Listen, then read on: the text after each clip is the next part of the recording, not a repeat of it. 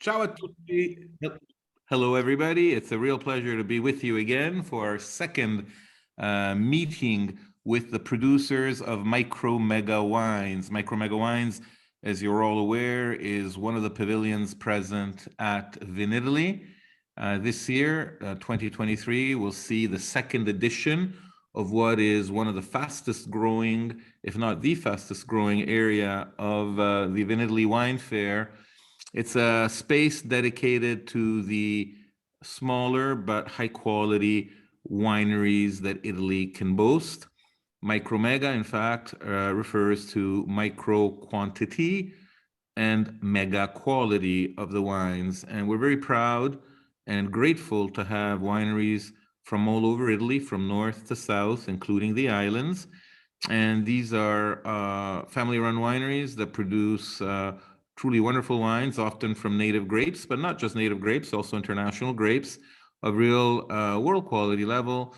And we want to broadcast the quality and the work they do. And so MicroMegaWines is a special island, if you will, within Vinitaly. There's so much to see at Vinitaly, so many great wineries to see, so much to do, so many old friends to say hi to.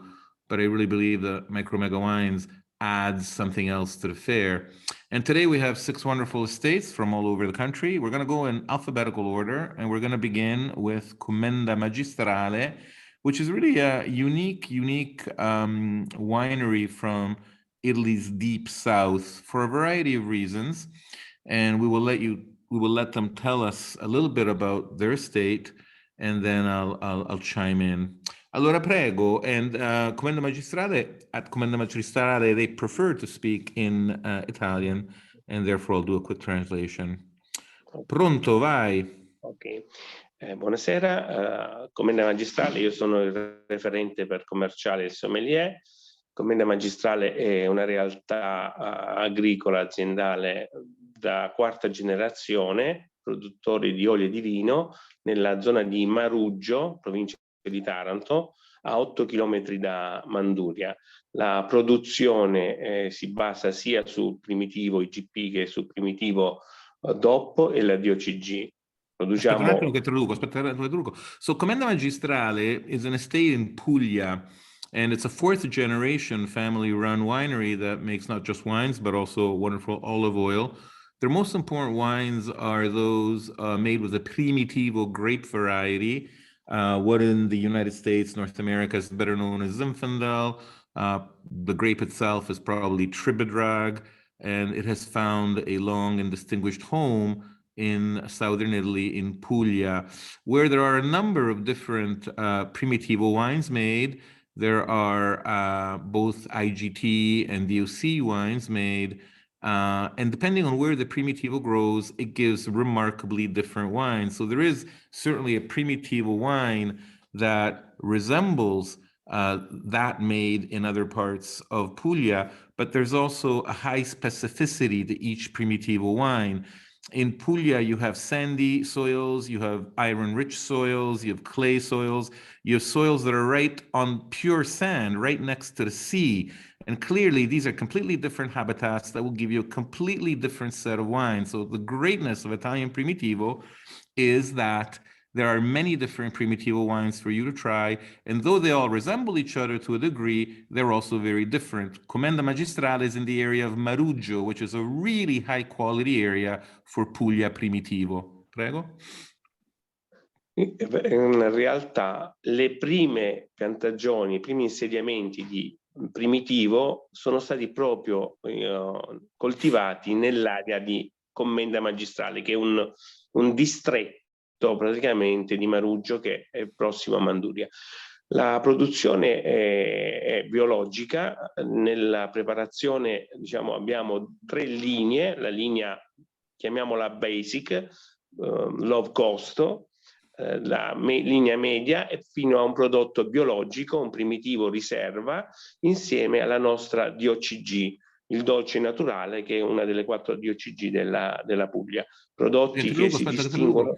Aspetta, let me translate that because it's interesting. So they make different lines of wines. They have a big portfolio of wines. They have an entry-level line of wines that are low cost, They have a higher level of, shall we say, reserve wines, and they also make a DOCG wine, which is the sweet wine that is one of only 4 DOCGs in Puglia of Primitivo. Now, the important thing to know is that this is an organically farmed vineyard estate. So these are all bio or organic wines that you can try.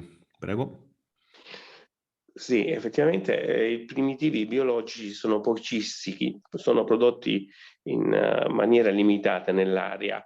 Inoltre, come dicevamo, la produzione è l'azienda tipo conduzione familiare, quindi c'è la massima attenzione nel prodotto, nella cura dell'etichetta. Le new label, le nuove etichette, si distinguono dalla produzione fatta lo scorso anno, perché le figlie, la nuova generazione ha voluto dare un nuovo imprinting con un'etichetta più giovanile rispetto a quella presentata l'anno scorso.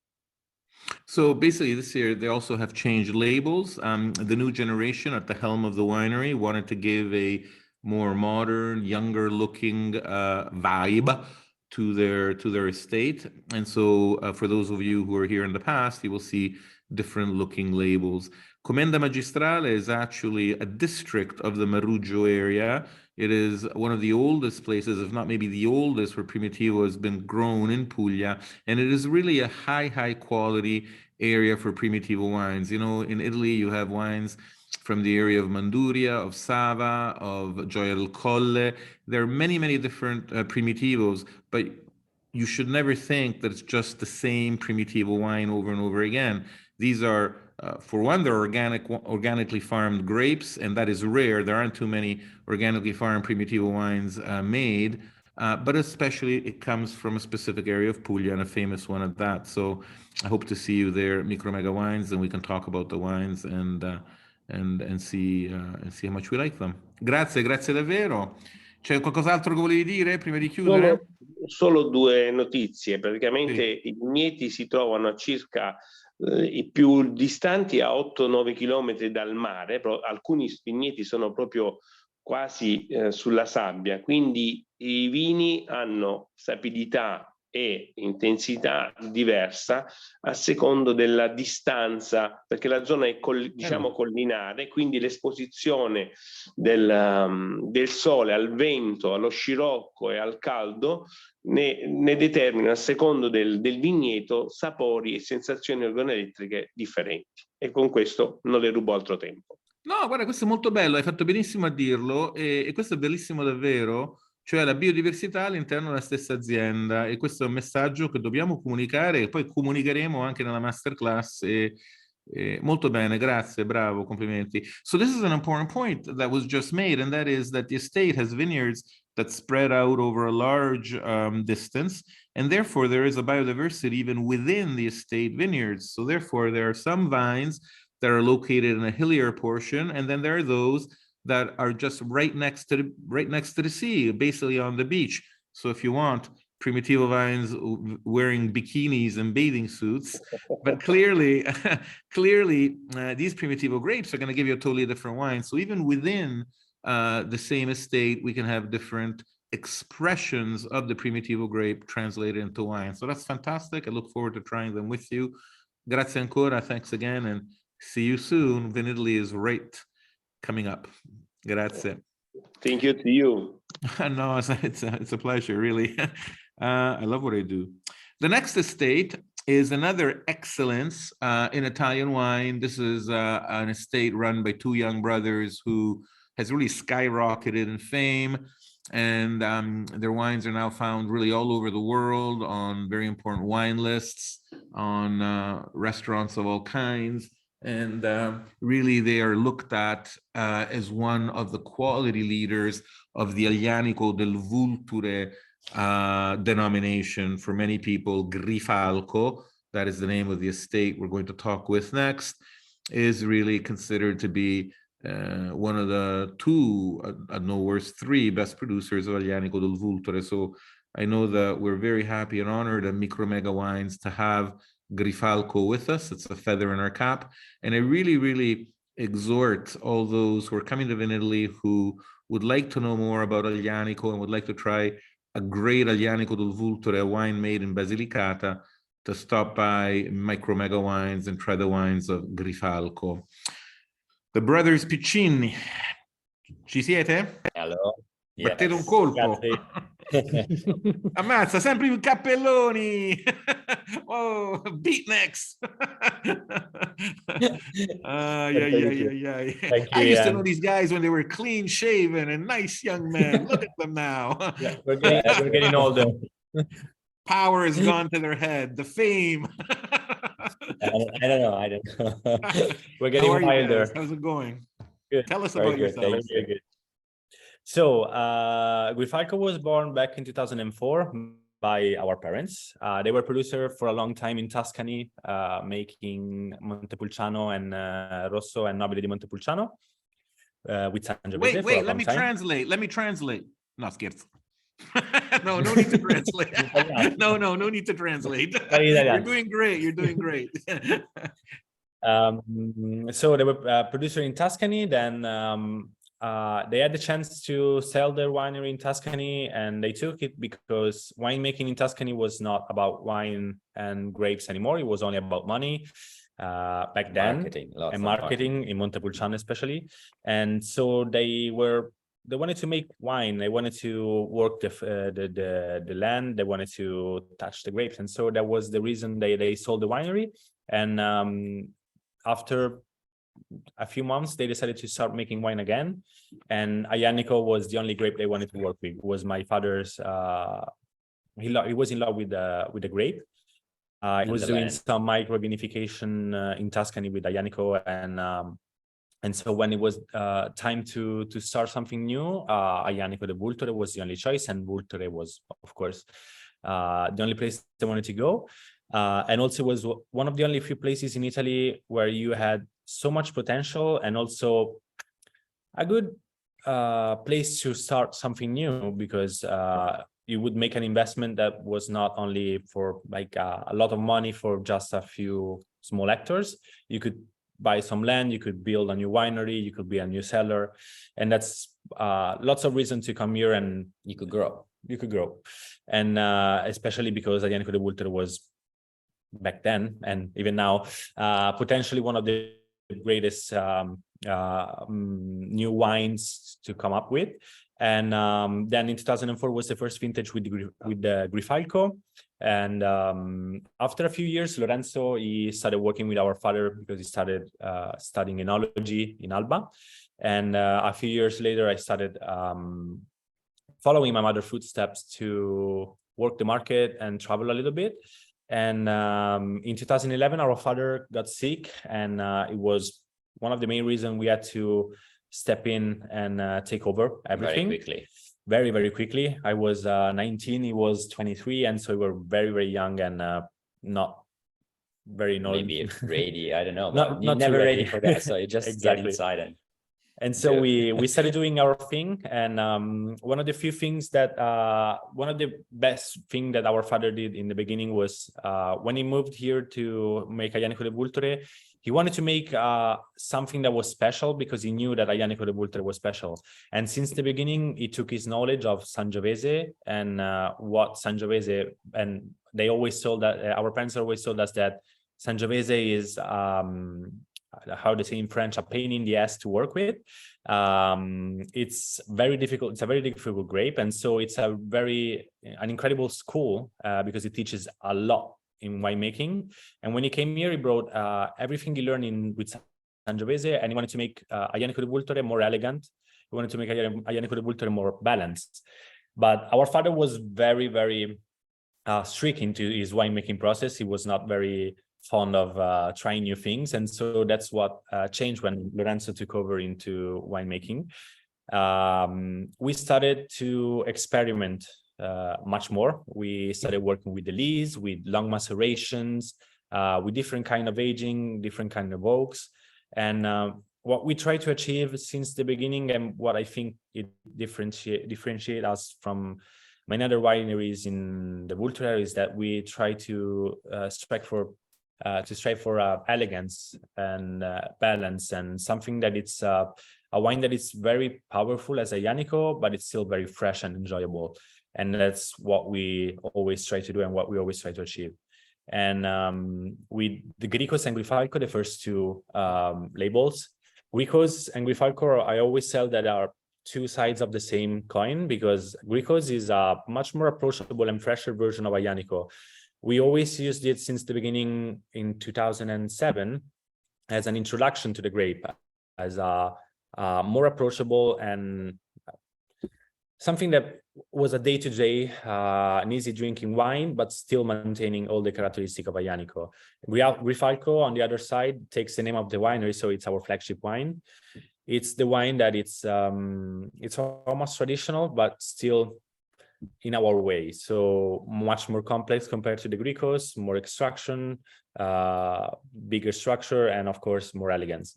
And then you have Damascite and La Ginestra that are where we have fun.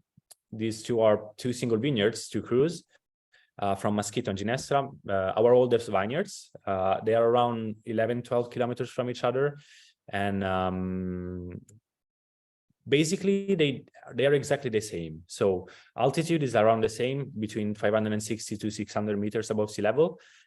Age of the vines is around 80-85 years old. They do the same aging process, so long maceration for around 60, 70, 80 days, and then 18-24 months of big oak, and then 1 year in bottle. The only difference is the terroir, and it changes everything. And these two wines are special for us because they tell a story of the place where they come from, and the vineyards and the old vines that are incredible. So that's really important and good to know. Now, hey, your turn. You got to repeat everything he just said. No, I think it's important for people who are listening in. A lot of you, of course, know Aglianico del Vulture and you're acquainted with the wines. But for those who aren't as acquainted with the wine, first of all, Aglianico, the grape, is really one of Italy's 5 noblest grapes, red or white. It gives wines that age forever. Everybody knows Nebbiolo and everybody knows Sangiovese, but I would dare say that Aglianico is probably really the 3rd musketeer when it comes to Italy's great red grapes. The wines can age forever.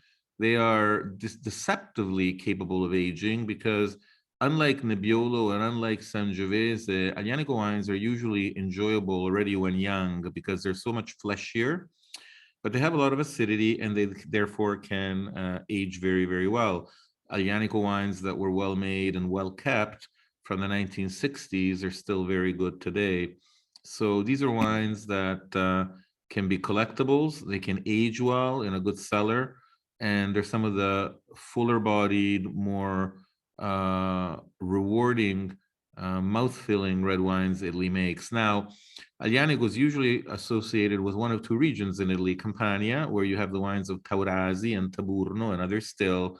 But the other really important Aglianico wine made is the Aglianico del Vulture on the Vulture, on the volcanic soils of the Vulture in Basilicata, which is Italy's 2nd smallest region, located in between the heel of Italy's boot-shaped country, the heel being Puglia and the toe being Calabria. And Basilicata is a wildly beautiful place, and the Vulture especially is a beautiful place. It's a volcano, like I said, and it's really like a lunar landscape. And it's an area worth knowing, and in realizing also that it is an area of many different terroirs. There are communes in the Vulture that, just like the communes in Barolo or Bordeaux or Burgundy, are going to be associated with different wines. So there really is an element of terroir. Aglianico del Vulture wines are all going to be either light-bodied and easygoing, depending on the vinification, such as a Rosso di Montalcino maybe, or a Chianti Classico, but they can also be very full-bodied wines that age forever, like a Brunello or a Barolo. But the main thing is that the wines made in each commune's territory is going to be different. So the wines made in the area of Barile are certainly different from the ones made in Venosa and the wines made in Venosa are going to be very different from those made in Ripa Candida. And Grifalco deserves credit because they are really the first estate in Basilicata, and I don't think anybody ever says this, and it's not said enough. Grifalco is the first estate in Basilicata to have made a real effort in underlining the differences in terroir there are in two very, very famous areas, which are that of Maschito and Ginestra. Maschito is an area near the better-known town of Venosa, which is characterized by red iron-containing soils, and those wines are very spicy and very, very mineral, as opposed to the also very mineral, but not so spicy, perhaps more floral wines made in Ginestra. And you really realize when you taste these two wines side by side that there is a huge possibility and potential for the distinguishing of terroir in the Vulture, and it's something that I hope that other producers will begin to do. In fact, Grifalco doesn't say this usually, but they own vineyards in another area close to Maschito called Forenza, which is really one of the very, very, very best parts of the Vulture. That's not as famous as Maschito, but it is another Grand Cru area for the Aglianico grape. So my hope is that one day we will be talking about Aglianico del Vultures from Barile, from Ginestra, from Maschito, from Venosa, just like we talked today about the Bordeaux wines of Margaux, Pauillac, Saint-Julien, or the Burgundies of Chambolle-Musigny, Gevrey-Chambertin, Pommard, or the Barolos of Montfort and Serralunga and La Morra. And there's the potential there.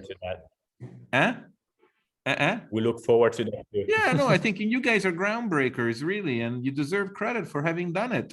That being said, you can't get too carried away with always the highest level wines, the most expensive wines, the hard to find wines, because Aglianico is just a great grape and it gives you a great, great wine. And personally, I love the Gricos, which is a juicy, easygoing, perfect barbecue, grill, hamburger, pizza, pasta wine. And also the Grifalco Aglianico del Vulture is really, like he said, the flagship wine, and it's a great, great table wine. So I really encourage people who love wine and are going to be visiting Vinitaly to come to Micromega and taste the wines of Grifalco, because they really are, for my money, one of the two best expressions of Aglianico in from the Vulture area, and really one of the best set of red wines made in Italy. I've always said that. I've written that many times before, so I can keep saying it.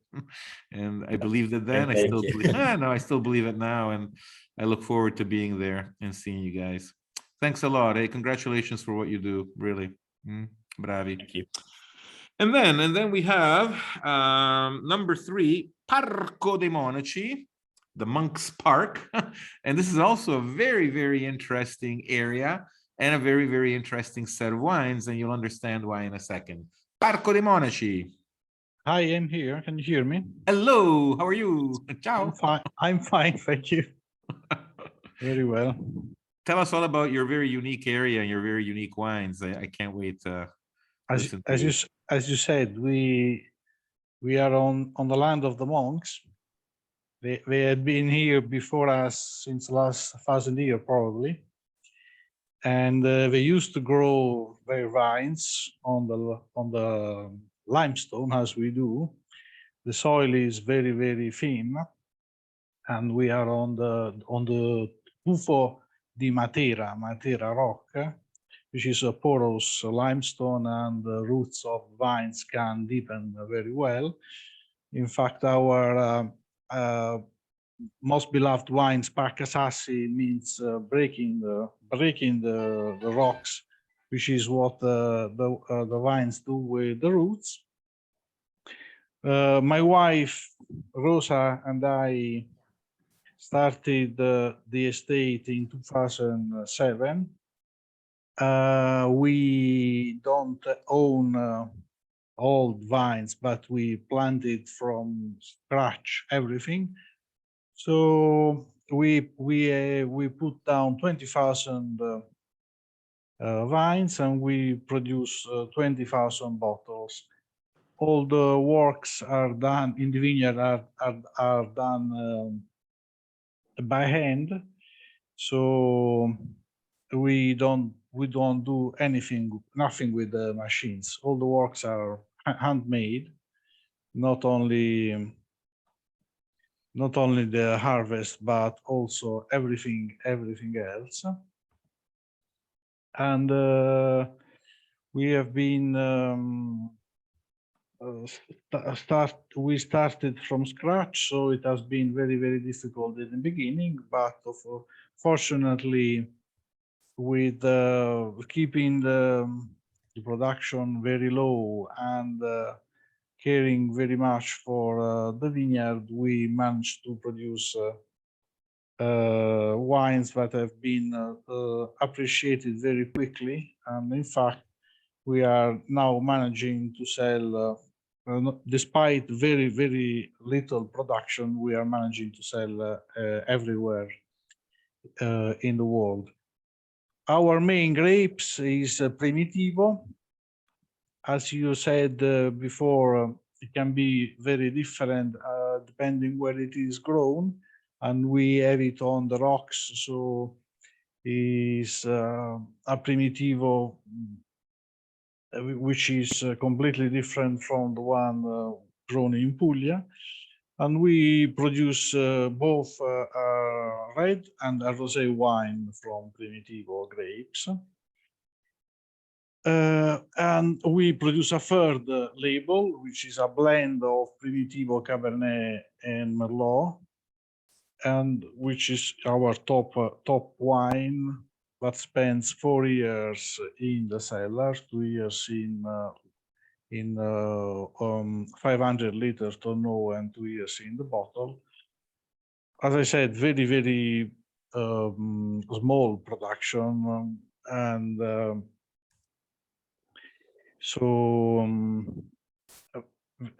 and very niche products for the market. It has helped us a lot. The very tourist nature of the town we live in. Fortunately, over the last few years, Matera has known an explosion in people coming in, and that has helped us a lot, both in selling locally, but also in finding lovers to taking the wine abroad. The important thing about this estate, for people to have a better understanding of where they are and what they do, Matera is a very beautiful town in Basilicata. We were talking about the Aglianico del Vulture before, but the other very important wine made in Basilicata is the Moro di Matera, and Matera is a beautiful town on the border with Puglia, so it shouldn't surprise that this area has Primitivo in it rather than Aglianico, because clearly it's an area where Primitivo grows well. The area's wines also contain Cabernet Sauvignon and international grape varieties. So it's a very, very different wine than that is made on the Vulture, which, as we said, is an Aglianico wine. It's also a beautiful area. The Sassi di Matera is a beautiful, speaking of lunar landscapes, a series of cavernous habitations that have now, some have been turned into really charming hotels and apartments that can be rented. So it is very much a tourist destination that in 1993 was named a UNESCO World Heritage Site. A lot of movies have been also shot in this really beautiful area. From a distance, it can look like a Swiss cheese sort of mountain with many different holes. And it really is a remarkably beautiful area. And the wines are like none other made in Italy and unique to this area. And Parco dei Monaci, I think, is honestly the best producer of Moro di Matera wines.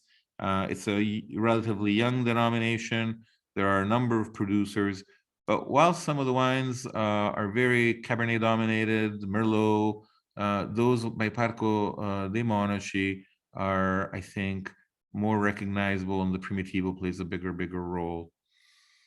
How many bottles do you make a year? Quante bottiglie fate l'anno? We produce altogether 20,000 bottles, Mhm. of which more or less 10,000 bottles of Primitivo in red, 5,000 bottles of Rosé Primitivo wine, and 5,000 bottles of the Moro.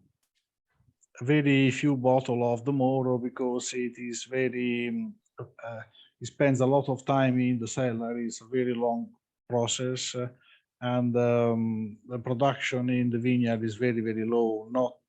Doesn't exceed 5,000 kilograms per hectare. So it's very, very low production to bring out the Moro. Yes.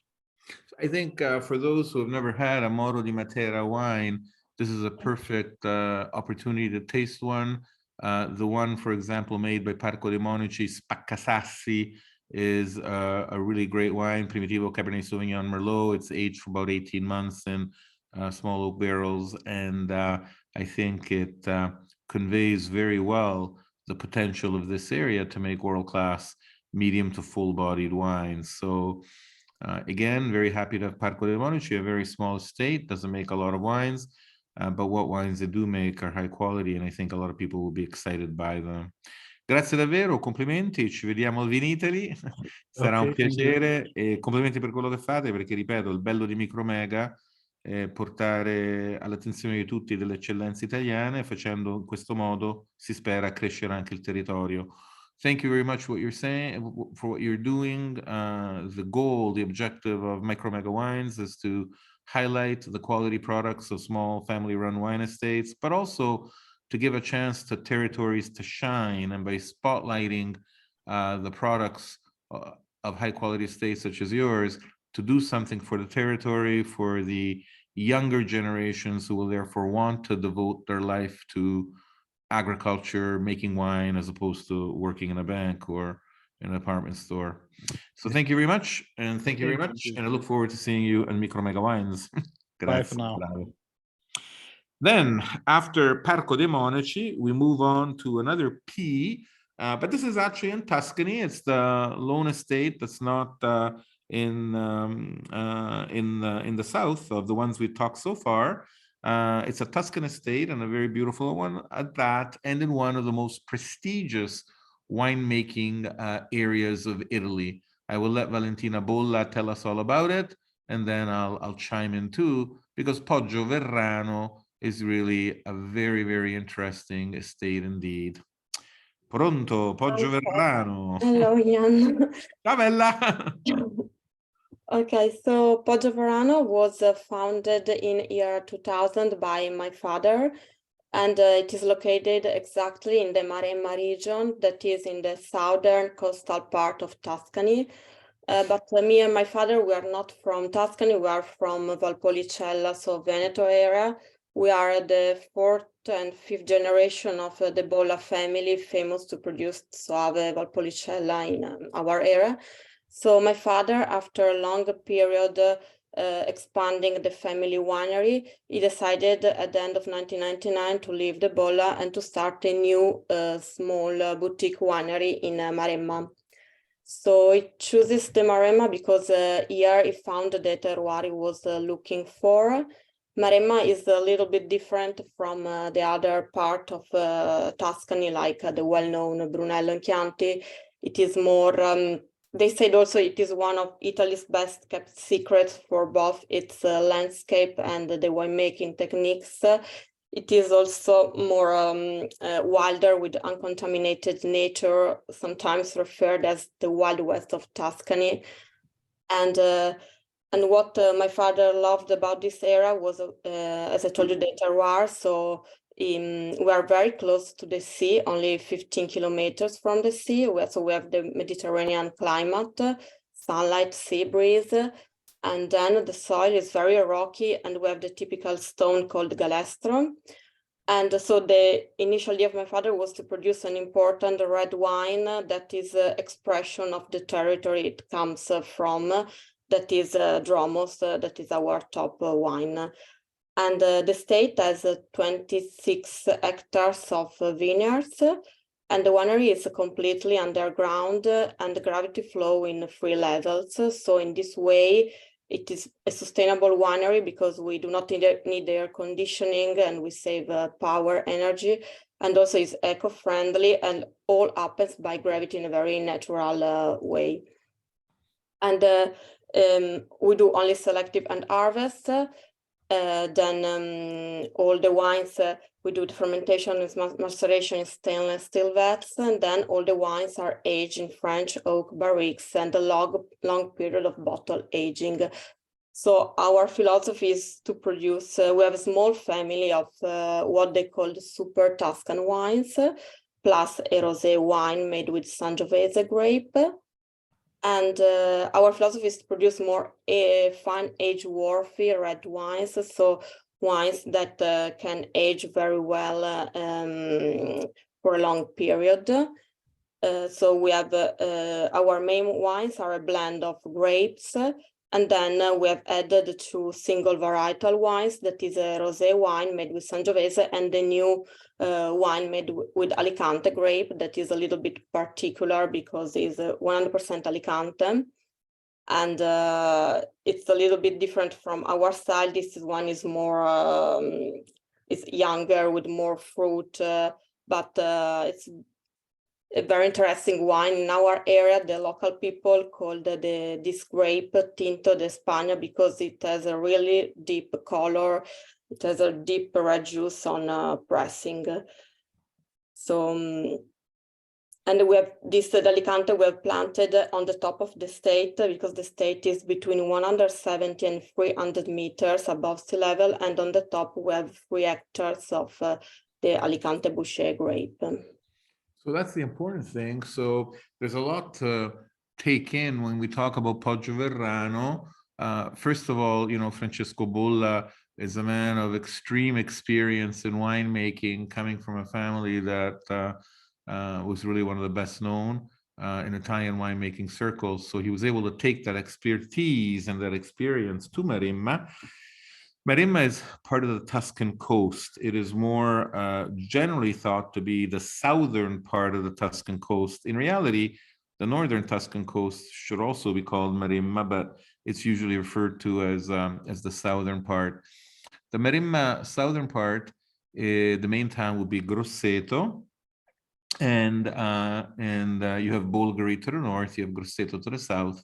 But this whole stretch of area of Tuscan coast is very gifted when it comes to making wines from international grapes like Cabernet Sauvignon and Merlot and Cabernet Franc especially. There are some truly world-class wines made with these varieties from the Tuscan coast. But unlike the northern Tuscan coast, where Bolgheri is, the southern Tuscan coast also allows you to make very good Sangiovese wines. The famous Morellino di Scansano is made in this area. Most people in northern Tuscan coast have uprooted Sangiovese. It doesn't do very well there, but in the southern Tuscan coast, it does do very well. And like Valentina told us, they make a lovely rosé from it as well. The one other thing that is characteristic about the southern Tuscan coast is the presence of Alicante Boucher. Alicante Boucher is actually a group of grapes. They are crossings that were made in the lab, and there's not just one Alicante Boucher, but it's actually a bunch. But as Valentina was saying, it is a Teinturier grape. It gives a very, very deep color. And the wines are really recognizable because they have a really fruity, almost bubblegummy nose. And in fact, percentages of Alicante Boucher are used in Morellino di Scansano as well, and really gives a defining note to many Morellino wines. So it's really interesting that at Poggio Verrano, they've decided to do a mono variety, Alicante Boucher. And it's good because it is very much part of the identity of the southern Tuscan coast. And it's great that they've done so. And if you've never had a pure Alicante Boucher wine, this is the place then to come and taste it. Of course, the Dromos is their #1 wine, but there's a bunch of other wines made at the winery that I thoroughly recommend. And again, I think that Poggio Verrano represents exactly what I'm trying to do with MicroMegaWines, and that is to highlight small family-run wineries. You see Valentina is talking here today, but she's actually the one running a great part of the show at her estate, and her father-in-law was very proud of her. And I think that's really great because we want the younger wine people in Italy to emerge and show what they're capable of. But at the same time, we want to highlight the territory. And the southern Maremma area has wines and grapes that no other part of Italy does, because you don't have Alicante Bouschet growing in Sicily or Sardinia or the Val d'Aosta. So there might be a few vines planted here and there, but nobody's making them as monovariety wines, and nobody is associating the Val d'Aosta or the Veneto with Alicante Bouschet. So it is a specificity of this part of Tuscany and of the Poggio Verrano estate. So I'm sure you will get a kick out of trying it. Grazie Valentina. Ci vediamo a Verona allora. Yeah, We're gonna see each other fairly soon in Verona. I'm looking forward. Sarà bello, dai, ci divertiamo. Ciao, ciao, ciao. Pleasure, ciao. Ciao, with pleasure. And besides Poggio Verrano, we are now going to go on to the last two estates, just by order of alphabet. Tenuta del Travale is a super, super interesting wine estate that is from Calabria. And it's super interesting for all those of you who love Etna wines. Etna wines are made with the Nerello Mascalese and Nerello Cappuccio varieties, at least the reds are. And Tenuta del Travale gives you a very unique opportunity to try a Calabrian Nerello Mascalese and Nerello Cappuccio wine. And in fact, these two Nerello varieties have been living in Calabria forever. Everybody associates them with Etna, but in fact, they've been living in Calabria forever. And with Tenuta del Travale, you have the option and the opportunity to taste a Calabrian Nerello wine. These wines are great; they really are. I know them well. I know them so well that, in fact, I'm proud to say they're now being imported into China, where I live, because a bunch of people who tried them, thanks to MicroMegaWines, have decided to bring them to China. And my hope is to do the same thing for all the other estates in MicroMegaWines. I hope I can find them new business opportunities all over the world so that they can showcase these wines, these rare grapes, these unique territories to the world of wine lovers at large. Tenuta del Travale, prego. Tenuta del Travale? Non c'è nessuno? Okay, well, maybe Tenuta del Travale right now isn't able to. No, I am here, Jan. Okay. Oh no, Hi. too late. We don't want to talk to you. Go away. Okay, Go. Okay. Okay. Ciao, benvenuta. Welcome. Okay, grazie. Yeah. Thank you very much for this opportunity. Okay, to show what is our state. So it was born in a very particular kind of way. Because it is a story of passion, and then it became something very different. So as you said, we are in the north of Calabria, and in really very near to Cosenza. Is a very particular kind of territory, because as you know, Calabria is very long and strict. So the place where we are, that is Rovito, we have at our back the mountain, but we look at the sea. So it is more about 20 minutes to the sea, and 10, 15 to a very high mountain that are the mountain of Sila. So our vineyard is at 520 meters. And it is like to be in a canyon. So we have just a heroic vineyard. It is, they are very strict terraces and steeps with a very high slope, severe slope, more about 30%.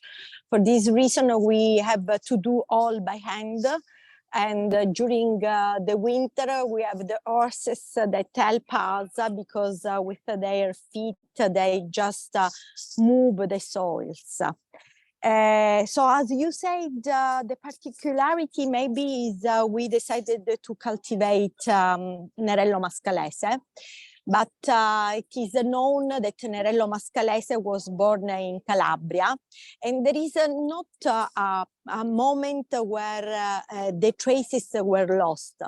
It happened that we continued always to cultivate this kind of grapes, but we didn't give a name. It means that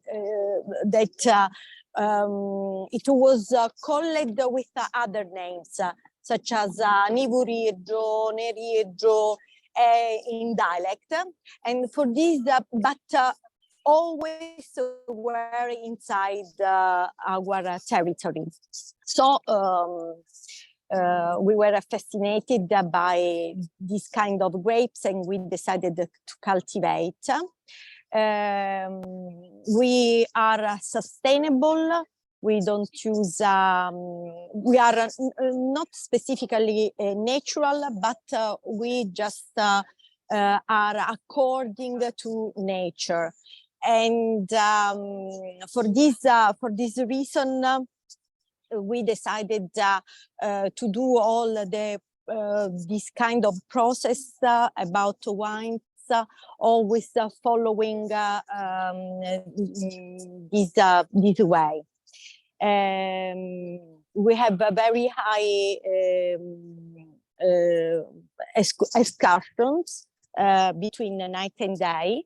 And as I said to you, we have always the very cold wind from Sila, even during the summer. What we wanted to have as a result is it was an elegant strength of our wines, because we think that Calabria is, this is just a characteristic of Calabria.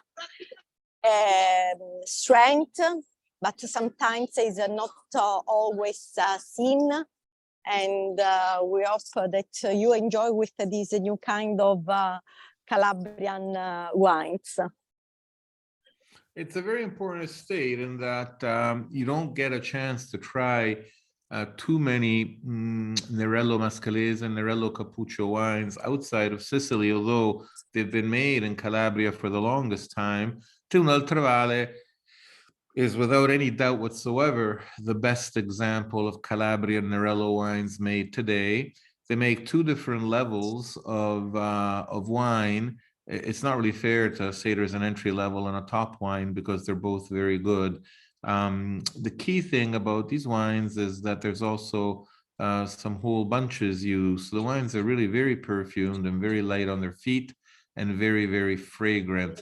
They are examples of volcanic soils as well, but it's a different expression of the Nerello grapes than those on Etna, and they really are remarkably impressive wines. I think what Tenuta del Travale has done is really commendable and deserving of attention. They really are beautiful wines. I've had mini verticals of all of them, and they also age well. Quindi molto bravi davvero. Spero che vi farete conoscere sempre di più e lavoreremo per questo, dai. Ci vediamo al Vinitali intanto. Certo, grazie. Grazie, thank you very much. And then last but not least, we have Tenuta Sanoner. Tenuta Sanoner is in Tuscany. And speaking of how beautiful Calabria is, and speaking of how beautiful Matera is, Tenuta Sanoner is located in what must be one of Italy's 10 most beautiful villages, towns, Bagno Vignoni. You have to go to Bagno Vignoni to realize what I mean. It's just magical and uniquely beautiful. I won't tell you anything more. I'm going to obligate you to go at least on Google and see photos. And the winery is beautiful too. Tenuta Sanoner, organically farmed vineyards, makes wines mainly from Sangiovese. They're lucky in that they're overlooking the valley of the Orcia River, one of the most beautiful places on earth, not far from where the wines of Montalcino are made, for example. But I will let them tell you a lot more about their estate. Tenuta Sanoner. Ci siete? Hi, Jan. Hi, Hello, everybody. Hello. Hi there. Well, Wunderbar. let's say something about Tenuta Sanoner. As you already told to everybody, first of all, it's a brand new winery. The project started only in 2009.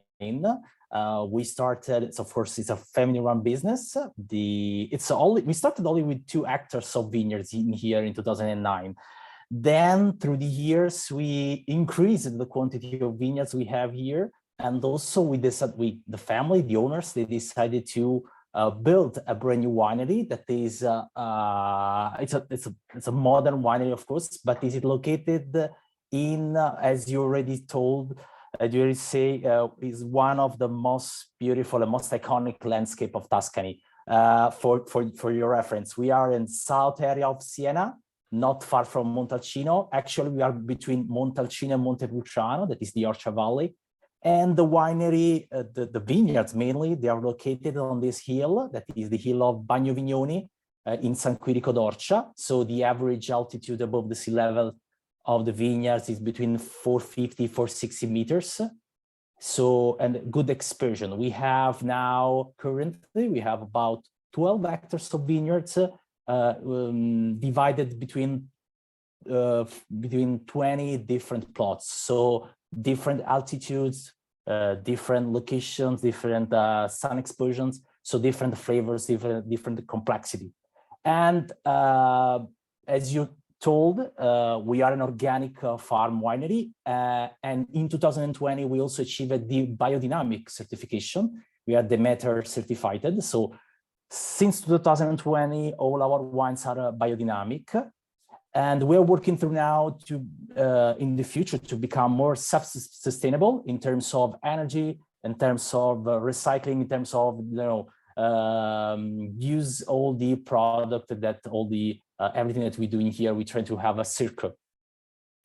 And talking about vineyards here, of course, we have Sangiovese. It's mandatory here to have Sangiovese, and the majority of our production is Sangiovese, of course. But we also have some international varietals, such as the Chardonnay, such as the Cabernet Franc, and a little bit of quantity of Greco, that is more typical of south of Italy. But the family, one of the owners of the family is so in love with this kind of this varietal, so we decided to plant some Greco in here. That is pretty uncommon to find this area. But of course, we are more focused on Sangiovese. And in this farm, we try to work with Sangiovese in let's say in 3 ways. The first one is to produce like a more easy to drink, fresh, elegant Sangiovese that you can open every day, enjoy Sunday lunch with friends. Then we produce a Riserva wine that is like a wine to keep, long aging capability, has this pure Sangiovese. And the third way in here, that is something, let's say, unique for the area, we produce Metodo Classico inside of the winery that is almost totally Sangiovese. We produce in here inside of our wineries. That is pretty unique. It's a limited production wines of let's say 4,000 bottles per year. We produce the average production every year.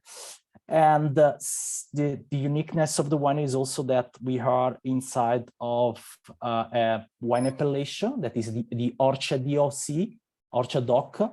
That is, it's not a yet famous wine appellation, but we are working with them to show the world the potentiality of this great wine appellation, also because we are between 2 major wine appellation, and we try to find our, let's say, our niche, and we try to produce a high quality wines. And the winery here,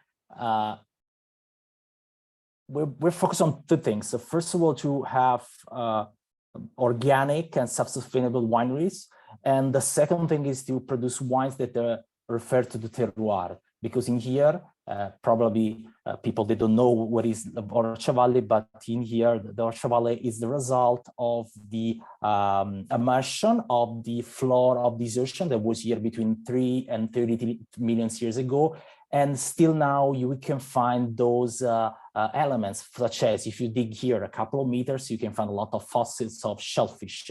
This means that in the area, especially our wines, we can produce wines that are really, really fresh, but a lot of minerality, a lot of complexity. And we try to achieve this, this quality during the year. And the last thing that I want to tell you about the property is that during the years, we also increase the quantity of wines we produce here.